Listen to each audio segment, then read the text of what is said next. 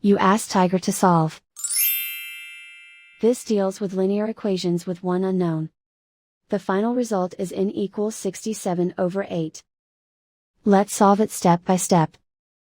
Simplify the expression. Expand the parentheses. Simplify the arithmetic. Group all constants on the right side of the equation. Add 40 to both sides. Simplify the arithmetic.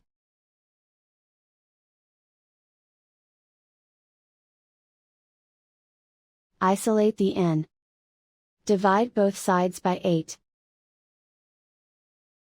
Simplify the fraction. And so the final result is n equals 67/8.